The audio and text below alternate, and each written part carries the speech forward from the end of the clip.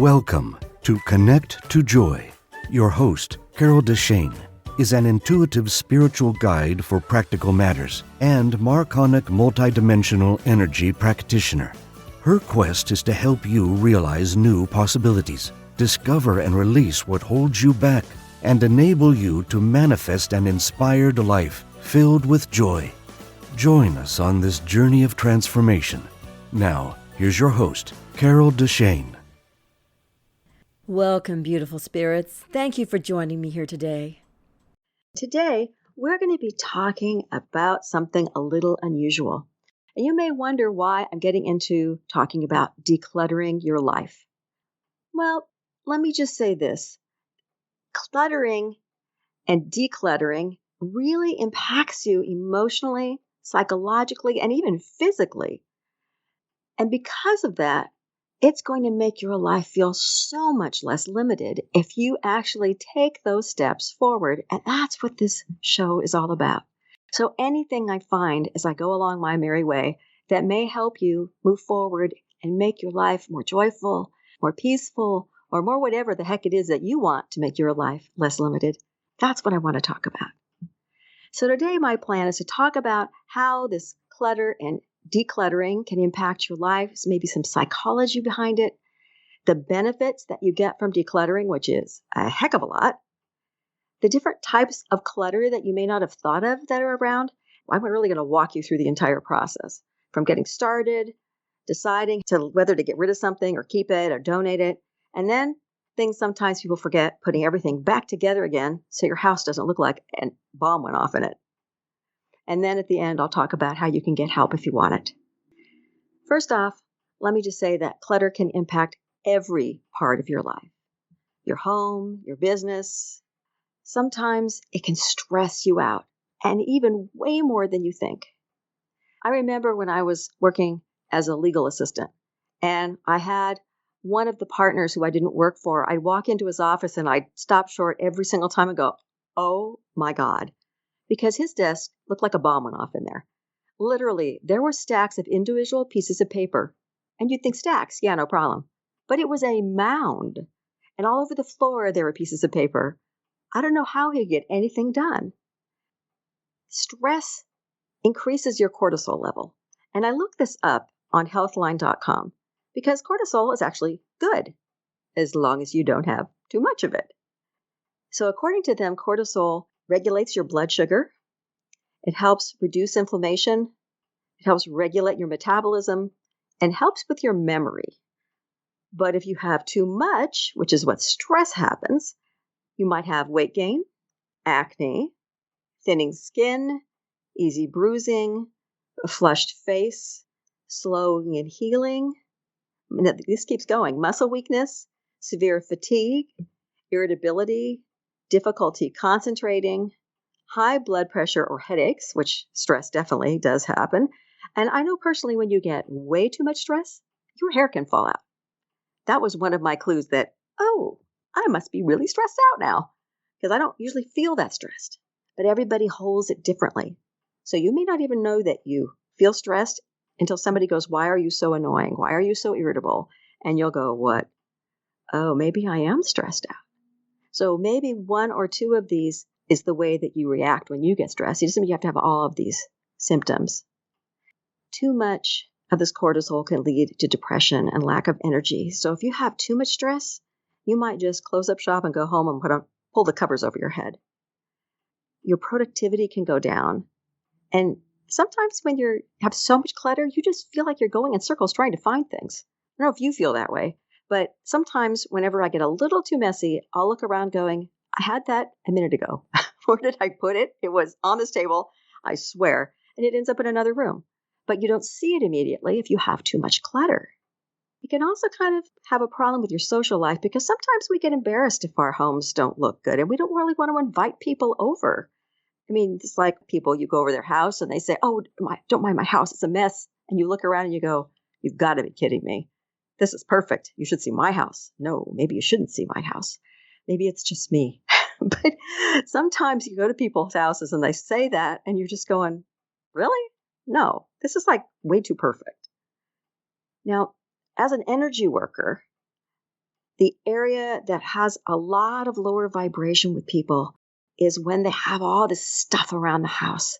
Because so many times, all the energy you put behind something, the junk that you have laying around, the treasures you have buried, all those things that people have touched, they carry this energy with it. And sometimes it's heavier than other times. But as you get rid of stuff, don't be surprised if you start feeling lighter. Your life will feel, maybe you'll even see clearer. It's the strangest thing. But the benefits I'll get into in a minute. But first, I want to say one thing, that people run screaming from the room when you talk about decluttering sometimes. But it doesn't have to look rigid. When you're trying to organize something so you can find it, it doesn't mean it has to be this lines in a closet where you open up your kitchen and you have alphabetized spices. I mean, if that's your gig, fabulous. Do it so you don't go crazy, because maybe that's what you need to see. But it just means that there will be less things around you, and you can put them however and wherever it makes the most sense for you. It needs to be comfortable for you, so you don't need to worry about this over-organized thing. We hold on to things for so many different reasons. Sometimes we have emotional connections because maybe they're family heirlooms or they remind us of good times. Maybe our child made something for us when they were growing up. My mom kept something I made in the brownies forever. Sometimes we hold on to things because we have this fear of lack, and maybe it won't be available later. So if you grew up and you didn't have enough food, or you didn't have anything but hand-me-downs, maybe you have 20 boxes of cereal at your house because you don't want to run out. 3 bags of flour. Or maybe you buy clothes in bulk because you can and you couldn't before. Sometimes it's hard to get rid of something that someone gave us because we feel guilty or we feel like they're going to be judging us if they find out we got rid of it. And sometimes we get rid of things easily. But then again, we feel like maybe we might need something, even if we haven't used it in 2 or 3 years. Another reason you might want to keep something is because you feel guilty because something costs too much. Tools or new dresses or whatever it may be, and you're going, oh, I haven't worn it yet, or I've worn it once, and should I get rid of it? Or that tool I bought for this project I never did, should I keep it? Should I get rid of it? It's too expensive, I don't want to just give it away. Sometimes the excuse we use is that we just don't have time to declutter. It's not on our priority list. It feels like a waste of time. But honestly, I decided to do the show because I did recently pre-record YouTube videos giving tips on decluttering. And I realized that when I started thinking about it, this is something that really can impact your entire life. And you can make it better. And since that's what I'm all about, as I said earlier, helping people find their joy, I decided that I'd do one show for this. Now, in case you're wondering why I think I know something about this, not only am I Miss Super Organized, but I also used to be a co-owner in a business called Organization Revolution. So I've worked with clients before, and I really wanted to put my knowledge out there in a little different way than what I've done. I want to talk about some of these benefits of decluttering and even just organizing things so that they make sense for you. You know, everything in the place that you want it, so you know where it is. First off, the benefits are, as I said earlier, less stress, less depression, less heaviness feeling. You may feel like you have more energy, and you may feel just relief that things look so good when you walk in the door. You could get a feeling, and everybody I've worked with gets this great feeling of a job well done, of this weight being lifted.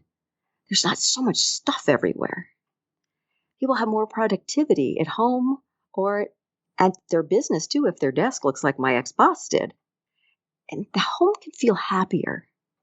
It can feel like a place you really want to go to much more than what you've done before. And honestly, sometimes you can have a feeling of this euphoria, this peaceful, blissful kind of feeling when you come home because you really can't believe it's your home, especially if it's been kind of messed up for a while. Or even to other people, may not look bad to them, but to you, maybe you put things under your bed, stuff them in your closet. Your drawers don't look good, but darn, your house looks great. It's no problem, as long as nobody opens a closet because things will fall on them. So whatever it is and however you have your home, know that you can do however you want to. Make it any way that makes you feel better. So how do you get started? Well, first, you need to decide if you want to work on a smaller project or a bigger one. If you get overwhelmed easily because you don't want to give up before you get too far into it, start with one drawer, maybe a junk drawer in the kitchen, or an underwear drawer, or one shelf. Maybe in your desk you have a drawer that you can never find anything, or when you open it, it always gets stuck in one of those drawers. Maybe you want to start with something a little bigger, like a piece of furniture, maybe the whole desk, or the whole set of bookshelves, chest of drawers.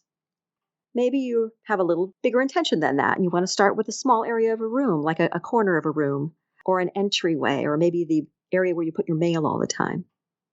And if you're getting a little bit bigger, you're looking at the closet, or maybe a filing cabinet, or the pantry. And if you go for the whole room, hopefully you've done this before so that you know you're not going to get stuck and make everything just a big mess. Because you need to know that it always looks way worse after you get started and before you get things put away. So don't get just totally freaked out and have that happen to you, because we don't want to leave everything a disaster in the middle when it can look so much better if you can just go ahead and take those extra steps. So you don't want to get overwhelmed the first few times you do it. Perhaps you have to know yourself. Are you a big project person and you'll do it? Or are you somebody that goes, one drawer is good? You need to know yourself. So decide where you want to start.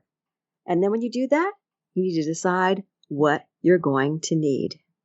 So you need to look at the area that you're starting at, and then go ahead and say, okay, do I need a closet organizer? Do you need to measure and maybe buy ahead of time? If you're going through a garage, there's open shelving, plastic bins to keep the mice and the dust out, maybe a metal bin, hanging racks for bicycles, and other large things like skis, pegboards maybe for tools or gardening implements. You might want to do bookshelves for baskets and dividers and bookends. Maybe in open shelving or closets, you want baskets for those, or realize you don't have to go out and buy a lot of stuff. If you look around your house, you might be able to find things that you can repurpose. Boxes that came in the mail that you can cut up or cover or stick in a corner so nobody can see what it actually is. And the baskets or bins you already have, maybe you bought for a different project, you can reuse those. But remember that you're going to have less stuff, so you won't need as much of the bins and the boxes as you think you might, because hopefully you will have gotten rid of a lot of it. Number one thing to buy, a shredder. Always have a shredder.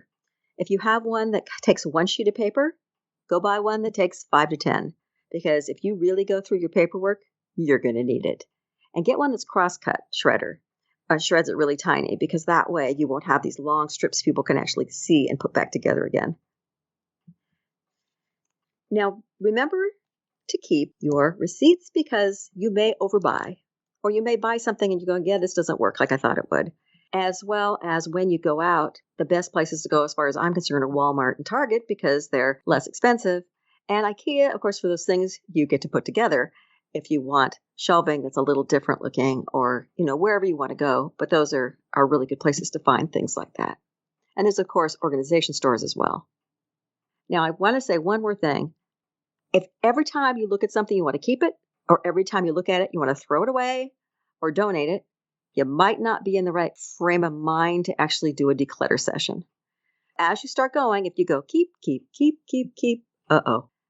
go somewhere where you can kind of get into the habit, some area of your house you go, oh, this is garbage. I can go through this easy.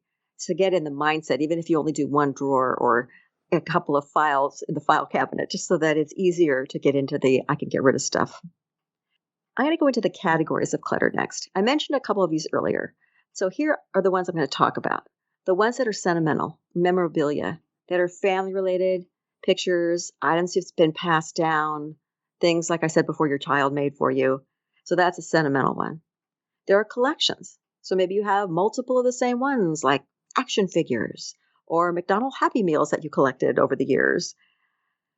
Gifts from other people. There are unused or new items that you might need that you have as a category.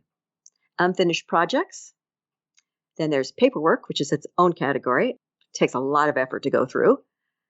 There are duplicate items, broken items, garbage, and clothing. I'm letting that also be its own, because that takes quite a bit of effort to go through. When you start, you want to have an area set up for keeping.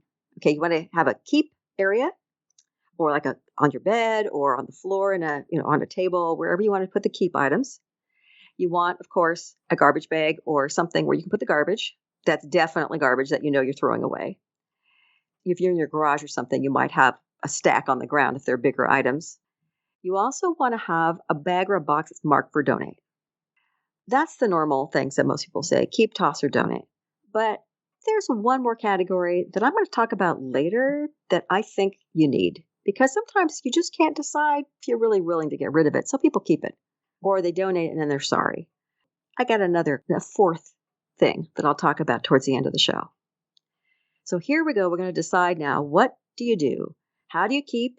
When do you toss? And when do you donate? I'm going to give you some ideas here. See if they help you. And I know it can be hard psychologically and kind of painful. I was helping my parents move when they moved into assisted living a number of years back. And I'd ask my mom, because my dad had Alzheimer's and he wasn't helpful, Mom, do you want it? And she'd say yes, almost every time. And I finally got to the point of they're going from a 1,200 square foot house with a double car garage and a backyard to a one bedroom, probably 400 or 500 square foot assisted living. Might have been a tiny bit bigger. Obviously no garage. They couldn't keep all this stuff. So I finally said, you don't need this, do you? And she looked at me and she went, no. So sometimes I knew she'd want it and I wouldn't ask her that question. But it's really psychological. Allow yourself to keep things you really want. These are reasons you might want to keep something, okay? If it brings you joy, you use it all the time, unless it's falling apart, or if it's totally rusted or something where you need a new one, that's different. But generally, if you use it often, it gives you joy, you love it, you wear it, it's hard to replace. Maybe it's multifunctional, or it saves you time or money, and maybe you are the keeper of the family heirlooms. These are reasons that you might want to keep it. But let's go into that heirlooms thing now. The sentimental stuff. Obviously, if you love it, keep it. But if it's hidden away, don't keep it hidden away. If it's something you love, pull it out. Hang it up if it's a picture, or maybe it's a china plate that you have, china from your grandmother or something. Pull out a plate or two and hang them up so you can see them. Or at least use them on special occasions if you have any. And if you don't have any, make a special occasion. Pull them out once in a while. Use it. See it. Do something so that it doesn't have to be hidden away. Is it a baby shoe? Maybe you make a glass cover out of it and you put it in a memorabilia area so that you can see it, or pass it down to your child so they have their own baby shoe. Most of the time, you probably won't toss these things unless they're broken and you decide you don't want to mend it. But realize that if you have a next generation who will appreciate some of these things, you don't have to keep them yourself. You could pass them down. Do it now. Don't wait to die. See that people enjoy them. Unless you love it so much you just can't get rid of it, allow yourself to pass some of these things on now. And if you really like something, but it's more the memory than the thing itself, take a picture of it, frame it, put it on the wall, and then donate the item. You don't have to keep everything. So the next one is collections. I've seen on YouTube when somebody was playing the drums on YouTube. I saw it there and I'm looking at it going, they have shelf after shelf behind them of action figures crammed in there.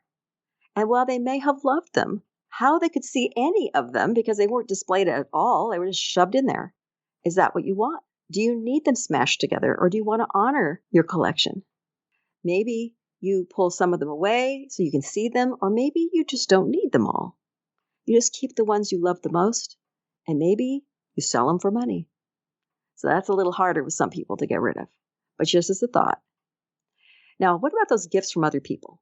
Because if you love them and you feel good and you just think they're wonderful, of course, keep them, duh. But if you're not sure and you're afraid to throw them away because you think you'll be judged about it, you got to put up some boundaries. First, realize you don't need to keep everything someone gives you, or your house will be overflowing if you get gifts. But if you don't love it, wear it, use it, just think it's great, throw it away or donate it. These make excellent white elephant gifts. But Just a warning here, make sure you put a note on it who gave it to you so you don't accidentally give it back to the same person. And then put it in a gift drawer or area so that you have it ready in case you have a white elephant in a totally different area than the person who gave it to you. Now, I do have another suggestion which might work for you. If you're afraid to hurt someone's feelings, or that came from somebody important like an in-law or someone that you're going, they're going to notice, they're going to care. If you don't want to actually get rid of it yet, if it's normally out, remove it from the shelf where everyone can see it and see if anybody says anything. Put it in another room, put it in a I'll get rid of it later stack, and see what happens. If no one says anything and it's months later, you can get rid of it. But if someone says something, you can always just say that you moved it to another room because you wanted to enjoy it, or that you're switching things out every 6 months, and you can always put it back if you've kept it. Just saying. You have these options, okay? The other things are unused and new items. You might have a fear you're going to need them in the future. Look at each item and say, how long have I had this thing? Have I had it 5 or 10 years and I've never used it? Maybe it's time to donate it. Or if you look at it and you go, oh no, this thing cost me lots and lots of money. And you go, well, maybe I don't want to get rid of it. Should I get rid of it? Decide how easy it is to replace it and how much it costs. And then make some sort of a decision that works for you. Maybe you can sell it because you don't think you'll need it. And maybe you put it somewhere for a certain number, maybe 1 more year, and then you get rid of it. The last item I want to go through right now are broken items. Now, you need to be honest with yourself. First off, will you repair it or will you have it repaired? Does the item have enough value to you? Is it expensive? Does it have sentimental value? Are you going to take it to the repairman? If you have 2 lawnmowers and one of them is just laying there, you're not going to fix it. Probably, if you already have one that works. If you have jewelry, take it to repairman. Leave it out if you have to until you do. Put it on your to-do list. And then the other thing is if you repair it to yourself, if you want to think you will, then add it to your list. But don't put it away like mending because you'll forget about it. And make sure you toss out the things that you will not fix because most people will not want broken items. The next set of items are under unfinished projects, things you might do someday. You know, those projects you have set up, you buy the stuff for. If you're a crafter like I am, you buy the whole set of stuff and you get it partially done. I always have at least one needlepoint project or some sort of needlework that's sitting there. I may not have touched it for 10 years, but it's still there until either I finish it or I get rid of it. So you have to be honest with yourself. If you're pretty sure you're going to do it at some point, keep it. But if you're pretty sure you won't, maybe you have a friend that will, or maybe it's time to either junk it or donate it, depending on what the items are that make up this unfinished project. The next ones are duplicate items. Now, you might think something will break, so therefore you need to have 2. But do you need to have 7 or 8? Because sometimes we keep a bunch of extra ones. So like ladies, maybe you have 5 curling irons or blow dryers. And maybe, gentlemen, you don't need 5 tools that do the same thing. You don't need 10 screwdrivers all over the house or in the garage. Ladies, maybe you have a bunch of them. I mean, I don't know. So sometimes we have mountains of paper clips that we're never going to get through. Even if we use every paperclip our entire life, we still will never use all of our paper clips.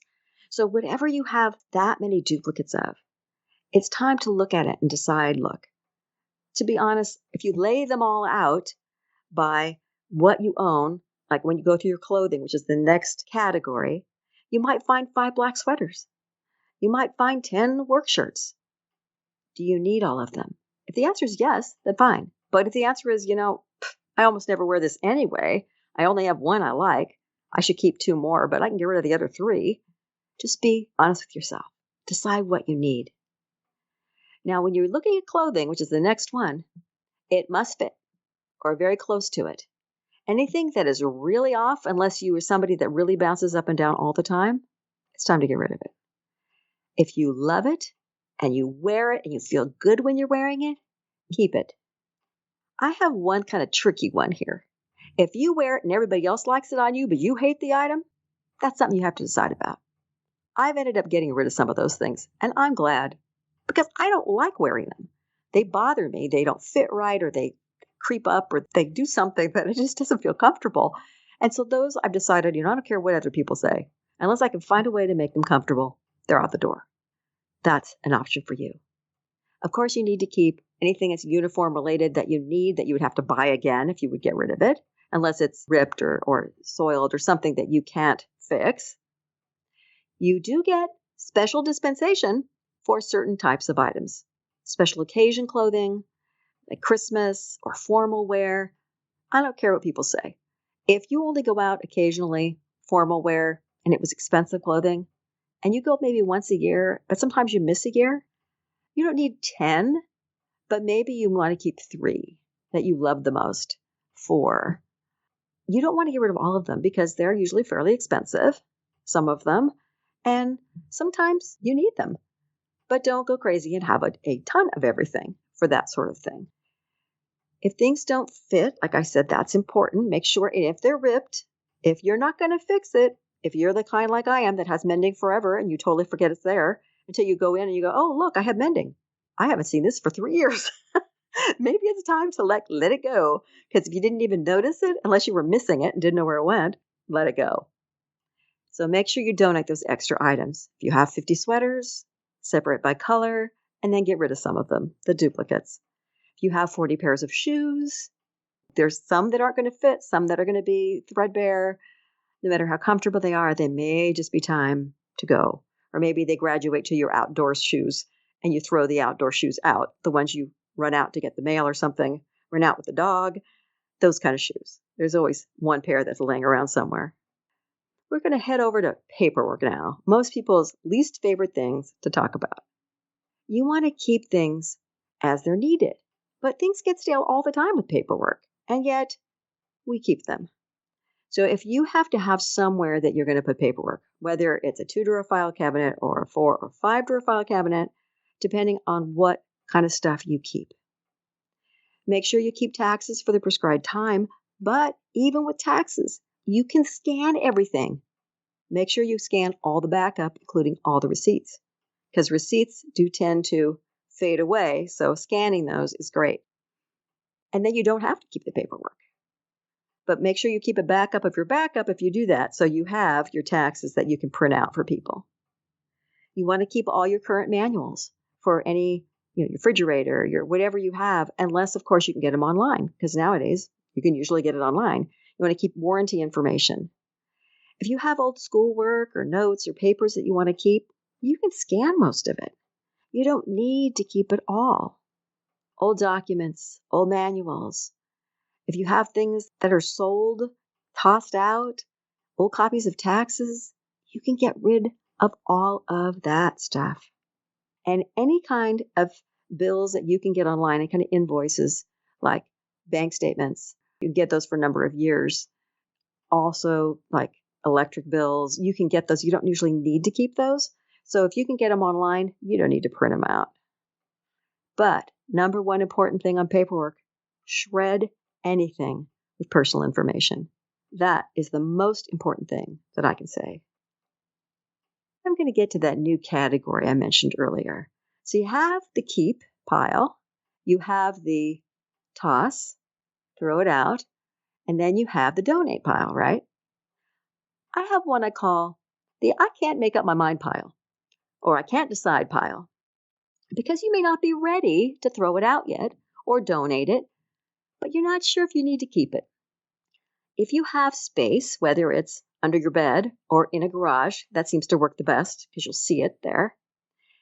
You can put your undecided items in a clear bin. Maybe right before you walk out the garage, you could have a shelving unit, and you have at least a shelf or maybe 2 if you need it for 2 or 3 of these bins.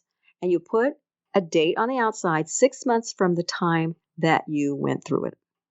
So that 6 months from now, you're going to pull this bin out, or maybe 9 months by the time you get to it, but intention of 6 months, pull it out, go through every single thing in that bin that you weren't sure if you wanted to keep or donate.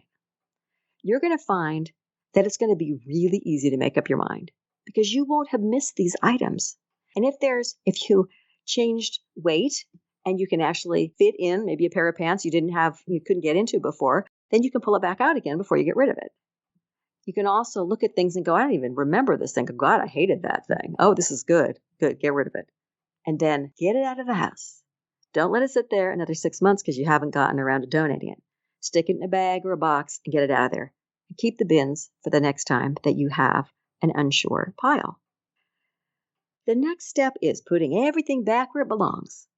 So whether you are just doing one drawer or a huge shelving unit or your whole garage or your closet, whatever it may be, you need to make sure that you have things where you want them to be. It has to make sense for you. It doesn't need to be labeled and alphabetized, like I said before, and all these other things. If that doesn't work for you, make sure you use what you bought or that you're repurposing, bins, shelves, baskets, whatever it is that you have. And you may find that you've cleared enough out that you can rearrange things. You can decide, well, this shelf used to all be for books. Now I can actually use it for something else. Maybe I can put CDs in here because I have more room. I've gotten rid of so much stuff. So for example, some place that makes sense for you.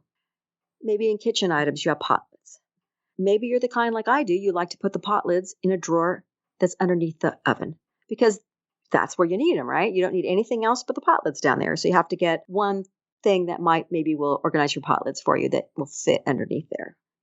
Maybe you want your stove utensils in a drawer next to the stove. Or maybe you'd rather have them in a fancy container like so many people have out. But don't put all of them on top. Put the ones you use the most on top so that you don't have a giant container with about 20 spatulas and things out there. Clothes you might want to put by color or maybe by use. So you have work in one area and play or work out in another area so that you can find things. However it works so you can find things. All like items you might want to have together. Organize by what works for you. Now, this is especially true for books and CDs and DVDs.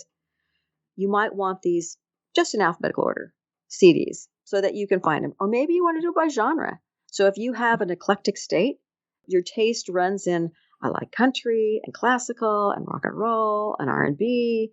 I'm also a musical theater buff. So each section I have by group, and then I have it in alphabetical order because I can't find anything otherwise. That may not be for you. However you can find things is what you should do. Sometimes people like to leave countertops and tabletops and things like that less cluttered, not to put hardly anything on there, but just specific items. Maybe you even want to put away a lot of the smaller appliances that are normally on top that you don't use very often. Maybe it's time to find a home for those, or maybe if you don't use them at all and they're still on your countertop, put them away. But the more you use it, the more you need it in a place that's easier to reach. It's easier to find. So make sure that it's a drawer that's easily reachable. You don't have to climb up high or go around on your hands and knees trying to get something out that's too far down, whether it's a mid-level shelf or it's something. And of course, if they're heavier books and stuff, you probably need to put them on the bottom of a shelf if you're looking for that, just because they tend to bow the shelves. But everything, as I said before, needs to be in a place that makes sense to you so you can find them. That's one of the most important things. Now, I realize one of the things that will happen is that you probably will get overwhelmed. Almost everybody has it happen at some point or another. You get started, you pull something apart, you put things all over the place, and then you go, oh my God, it's been 2 hours and it's a disaster zone. But that's okay because it's going to happen. You have to expect it to get worse. I said this near the beginning, expect it to be worse before it gets better. It could be a whole lot worse than what you think. So try to make sure that you don't end up spreading things all over the place if you don't have to. If it's obvious, toss, donate, make sure you have those clear set piles for yourself. But I know sometimes we have to empty everything out in order to see what we have, especially if you're in a sweater drawer or you're emptying 3 drawers out at once. Things are going to be all over your bed or all over the floor. Just know that that's okay. Start organizing by color if you're doing clothing or by type so that you can see how many things you have. Look for things that need to be mended. Take them out of the drawers or leave them there. Don't put them on later and go, great, there's a hole in this sleeve. If you see it, pull them out. Don't leave them in there. Make sure that as you work, if you start getting overwhelmed, you realize that maybe I should turn on some music. I should make it more fun. I should do something that will get me through this time.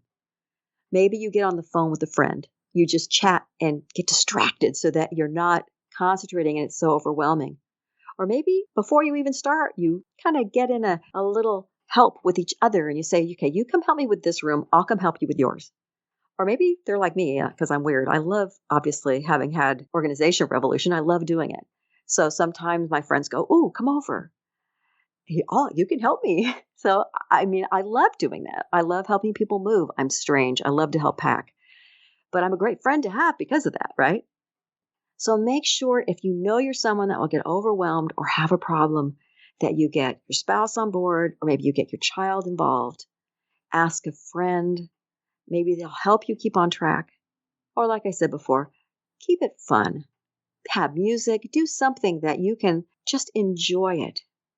And by all means, if you want to give yourself a reward for finishing something, have something at the other end when you say, okay, if I finish this, then I get something else. So please don't make it more stuff.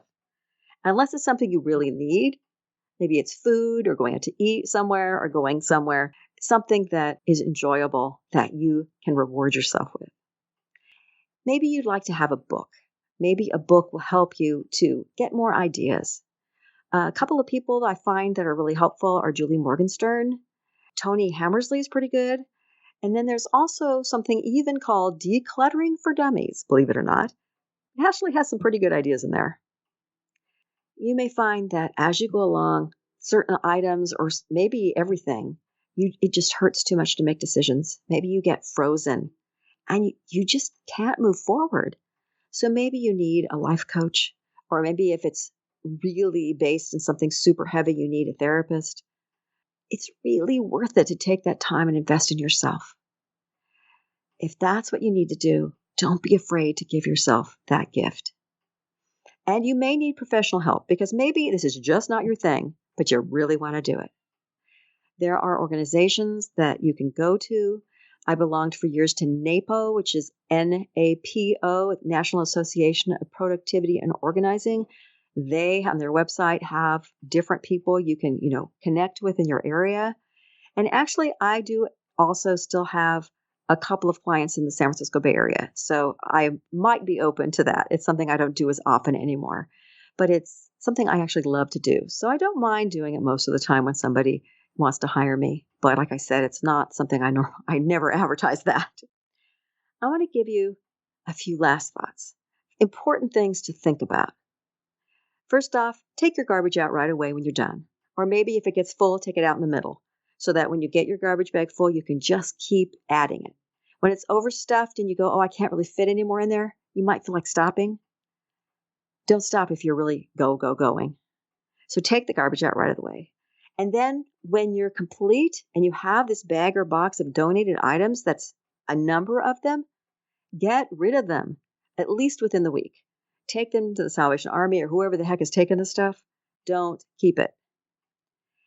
And if you have those undecided items that are in your garage, in those bins I talked about, make sure you mark them for 6 months from the time you put them in the garage.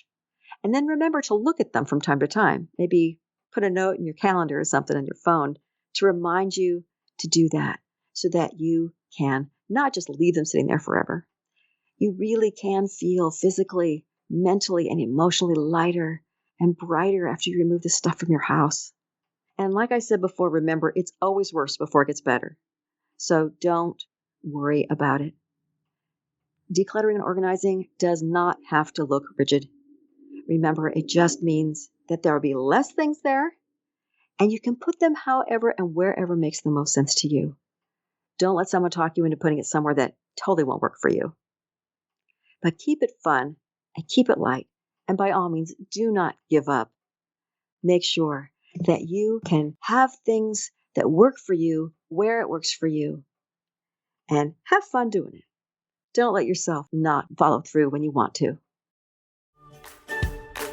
Thank you for listening to Connect to Joy.